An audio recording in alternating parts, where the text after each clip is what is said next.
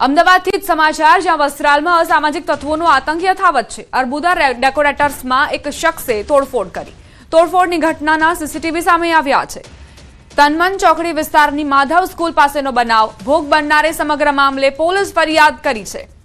અમદાવાદમાં દિવસે ને દિવસે અસામાજિક તત્વોનો આતંક વધતો જઈ રહ્યો છે। આ સીસીટીવી તેનો પુરાવો આપી રહ્યા છે। સંવાદદાતા ઋત્વિજ જોડાયેલા છે। ઋત્વિજ, શું ઘટનાક્રમ? जी बात करिए तो जे केसर हाइट शॉपिंग सेंटर है माधव स्कूल सामे तेनो आ बनाव होवानुं जाणवा मळी रह्युं छे। प्राथमिक तपासनी अंदर जे डेकोरेशननी दुकान छे के ज्यां एक गाड़ीनी अंदर एक 4 व्हीलनी अंदर एक शख्स આવ્યો હતો અને જેના હાથમાં જે પોતાના હાથમાં લાકડાનો દંડો લઈને આવ્યો હતો। જ્યારે દુકાનમાં તે પહોંચ્યો હતો ત્યારે તારા સેટ ક્યાં છે તેમ કહીને તે પોતે બીવસે ગાળો બોલવા લાગ્યો હતો અને એકદમ ઉશ્કેરાઈને જે જેની પાસેનો લાકડાનો દંડો હતો તેને વડે દુકાનમાં જે કાચ લગાવેલા હતા તે કાચમાં પણ તેને તોડફોડ કરી હતી। કાચ તોડી નાખ્યા હતા। જે સમગ્ર ઘટના છે તેના સીસીટીવી ફૂટેજ પણ વાયરલ થયા હતા અને ત્યારબાદ આ ઘટનાની જાણ જે ડેકોરેશનના માલિક છે તેને કરવામાં આવી હતી અને તે પોતે સમગ્ર મામલે પોલીસને જાણ કરી હતી અને હાલમાં આ મામલે રામોલ પોલીસ દ્વારા જે ફરિયાદ દાખલ કરીને બધું તજવીજ શરૂ કરી છે। આભાર ઋત્વિજ, જાણકારી આપવા માટે। અમદાવાદ શહેરમાં વધુ એક હત્યાનો બનાવ સામે આવ્યો છે। શહેરમાં 12 દિવસમાં હત્યાના 5 બનાવો બની ચૂક્યા છે। ત્યારે કાયદો અને વ્યવસ્થાની પરિસ્થિતિ પર સવાલો ઉઠી રહ્યા છે। બહેરામપુરા વિસ્તારમાં ગત મોડી રાત્રે ખૂની ખેલ ખેલાયો। મોટરસાયકલ પર પસાર થઈ રહેલા યુવકને જાહેરમાં જ તીક્ષ્ણ હથિયારના ઘા ઝીકીને હત્યા નિપજાવવામાં આવી છે। સમગ્ર ઘટનાની જાણ પોલીસને કરતા કાગડાપીઠ પોલીસ ઘટના સ્થળ પર પહોંચી હતી। હત્યા કોણે અને શા માટે કરી તે અંગે કોઈ ચોક્કસ કારણ જાણી નથી શકાયું, પરંતુ પોલીસે મૃતક યુવકના પરિવારજનો અને મિત્ર વર્તુળમાં પૂછપરછ શરૂ કરી છે, જેથી કરીને ગુનાના મૂળ સુધી પહોંચી શકાય। જે ભોગ બનનાર છે એ યુવાન છે, 19 વર્ષનો, એનું નામ હિમેશ છે। હિમેશના સાથે આ જે બનાવ બન્યો છે એ શું કામ બન્યો છે એની અત્યારે તપાસ ચાલુ છે। અમે એમના જે રિલેટિવ્સ છે, ફ્રેન્ડ્સ અને પેરેન્ટ્સ, એમને પૂછતાછ કરી છે કે જેથી અમને કોઈ માહિતી મળે। પ્રાઇમરી અત્યારે કોઈ એવી સચોટ માહિતી નથી મળી। ભરૂચથી સમાચાર, જીઆઈડીસીની કંપનીમાં આગ લાગી। કંપનીમાં આગ લાગતા અફરાતફરી મચી। પાલિકા ફાયર અને જીએનએફસી ફાયરની ટીમે આગ પર કાબુ મેળવ્યો। આગ લાગવાનું કારણ નથી જાણી શકાયું। ઘટનામાં કોઈ જાનહાનિના સમાચાર નથી। જીઆઈડીસી કંપનીમાં આગ લાગતા અફરાતફરીનો માહોલ સર્જાયો। કંપનીમાં આગ લાગતા જ દૂર દૂર સુધી ધુમાડાના ગોટે ગોટા જોવા મળ્યા। ભીષણ આગ પર કાબુ મેળવી લેવાયો છે। જોકે હજુ સુધી એ સ્પષ્ટ નથી કે આગ કયા કારણોસર લાગી હતી। પાલિકાની ફાયર ટીમ અને જીએનએફસી ફાયરની ટીમે આગ પર કાબુ મેળવી લીધો છે। કઈ રીતે દૂરથી આ ધુમાડાના ગોટે ગોટા નજરે પડી રહ્યા છે તેના આપ વિડીયો જુઓ। મોબાઈલ કેમેરામાં તેને કેદ કરવામાં આવ્યો છે। આગ સતત પ્રસરતી જઈ રહી હતી, જેના કારણે આસપાસના વિસ્તારમાં ધુમાડા જોવા મળી રહ્યા હતા। લોકોને શ્વાસ લેવામાં પણ તકલીફ પડી હતી। જીઆઈડીસીની આ કંપની, જ્યાં આગ લાગવાનો બનાવ અને જોતજોતામાં તેણે વિકરાળ સ્વરૂપ ધારણ કર્યું। જોકે હવે આગ પર કાબુ મેળવી લેવાયો છે।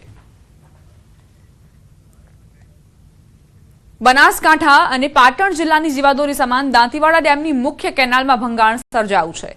ડેમ નજીકની કેનાલમાં અંદાજિત 60 ફૂટનું મસમોટું ગાબડું પડતા કોન્ટ્રાક્ટર અને અધિકારીઓની મિલીભગતથી પોલ ખુલી છે। ગાબડું પડતા લાખો લીટર પાણીનો વેડફાટ થયો। કેનાલમાં ભંગાણ સર્જાતા હાલ બનાસ નદીમાં પાણી વહી રહ્યું છે। તંત્રની આ ગંભીર બેદરકારીના કારણે આસપાસના ખેડૂતોને પણ 4 દિવસ પાણી નહીં મળે।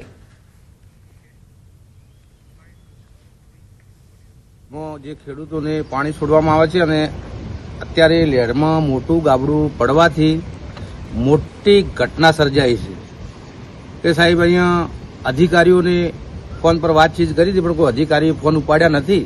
કોઈ અધિકારી તો અહીંયા સાહેબ કોઈ છે ને કોઈ પાણી બંધ કરવામાં આવ્યું નથી। પાણી છે એ બનાસ નદીમાં જાય છે। આ સીપેજ પોર્ટ હોલ્સના કારણે અને 800 ક્યુસેક પાણી ચાલુ હતું એના કારણે આ જગ્યાએ આપણે કોઈ એવું કામગીરી અત્યાર સુધી કરેલ નથી। એનું રિપેરિંગનું કામ હવે કામગીરી શરૂ કરવાની। ગુજરાતના જીવાદોરી સમાન અને સૌથી મોટા દાંતીવાડા ડેમની અંદર કેનાલ પાસે અત્યારે આ ભ્રષ્ટાચારનું ગાબડું પડ્યું છે। આપ જે પ્રમાણે દ્રશ્યમાં જોઈ શકો છો તે પ્રમાણે અત્યારે પણ પાણી ચાલુ છે। હજારો ક્યુસેક જે પાણી છે તે વેડફાઈ રહ્યું છે અને આ 60 ફૂટ લાંબુ જે છે તે આ ગાબડું પડ્યું છે અને ગાબડું પડવાના લીધે જે શિયાળુ પાક માટે બનાસકાંઠા, પાટણ અને મહેસાણાના જે ખેડૂતો હતા તેને પાણી આપવામાં આવી રહ્યું હતું, તે સિંચાઈનું પાણી પણ જે છે તે અત્યારે બંધ થયું છે. મહત્વની વાત તો એ છે કે સામે જે ગેટ છે તે ગેટ અનેક વાર બગડતો હતો, પરંતુ તેના પર માત્ર થીગડા મારવામાં આવતા હતા અને થીગડા મારીને જ આ ગેટને અત્યાર સુધી કાર્યરત રાખવામાં આવ્યો હતો. પરંતુ ઉચ્ચ અધિકારીઓને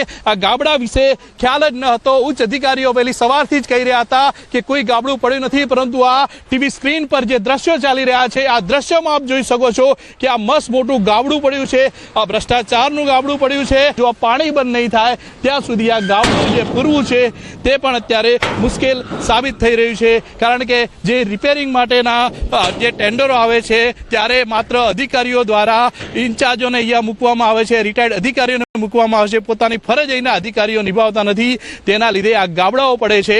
અને આમ આ ભ્રષ્ટાચારના ગાબડા સામે ક્યારે કાર્યવાહી થશે તે હવે જોવું રહ્યું. કિશોર દુવર, ન્યૂઝ 18 ગુજરાતી, દાંતીવાડા, બનાસકાંઠા. ડેમના અધિકારીઓ અને કર્મચારીઓ તાત્કાલિક સ્થળ ઉપર પહોંચી જેસીબી, ડમ્પરો અને હિટાચી મશીનો કામે લગાડી ગાબડું પૂરવાનું કામ શરૂ કરાયું.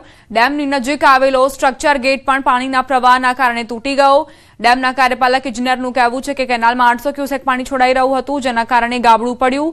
દર વર્ષે ડેમના ઇન્સ્પેક્શન પાછળ કરોડો રૂપિયાનો ખર્ચ થતો હોવા છતાં આવી ગંભીર બેદરકારીએ તંત્રની પોલ ખોલી છે. દાંતીવાડા ડેમની પાસેથી પસાર થતી મુખ્ય જે કેનાલ છે તેમાં ગાબડું પડ્યું છે.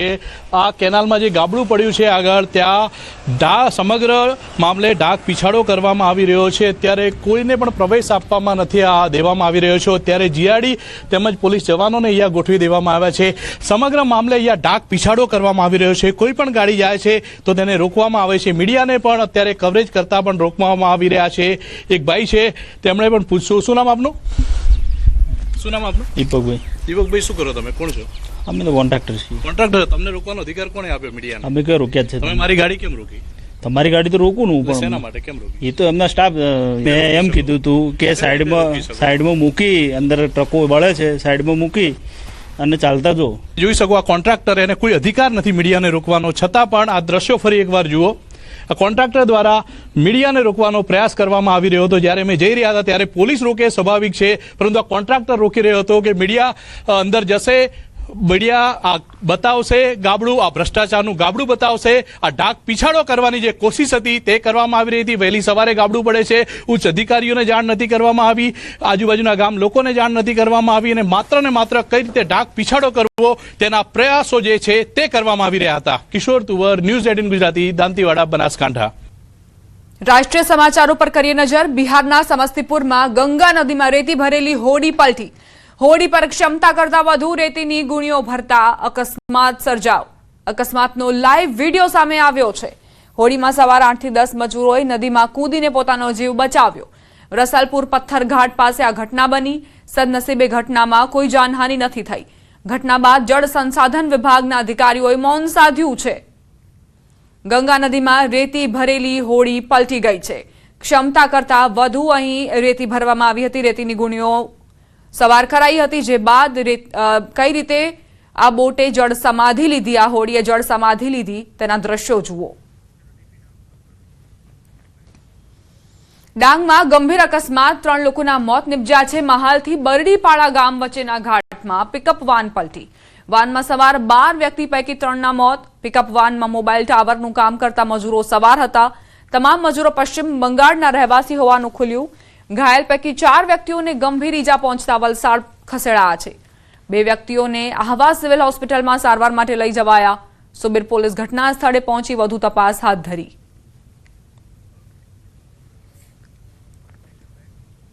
ગાંધીનગરમાં યંગ વોઇસ સમિટ યોજાઈ. રાજ્યના નાયબ મુખ્યમંત્રી હર્ષ સંઘવી, ભાજપના રાષ્ટ્રીય અધ્યક્ષ નીતિન નબીન હાજર રહ્યા. કાર્યક્રમમાં નાયબ મુખ્યમંત્રી હર્ષ સંઘવીએ સંબોધન કર્યું. હર્ષ સંઘવીએ પોતાના સંબોધનમાં કોંગ્રેસને આડે હાથ લીધી. દિલ્હીની એઆઈ સમિટના કોંગ્રેસના વિરોધ પ્રદર્શનને લઈ પ્રહાર કર્યા. કહ્યું, વિદેશી મહેમાનો અત્યારે ભારતીય યુવાનોની શક્તિ જોઈ રહ્યા છે, ત્યારે કોંગ્રેસના ગુંડાઓએ દેશને બદનામ કરવાનું કામ કર્યું. दुनिया भारत पे गर्व ले रही है, एक ऐतिहासिक एआई समिट हो रहा है, उस तौर पे एक राजनीतिक पार्टी के राहुल गांधी के इशारों से माननीय अध्यक्ष श्री कई गुंडे अंदर घुसते हैं, अपने शर्ट निकालते हैं और किस प्रकार का प्रदर्शन मेरे देश को बदनाम करने के लिए करते हैं, ये देख के मेरे और मेरी उम्र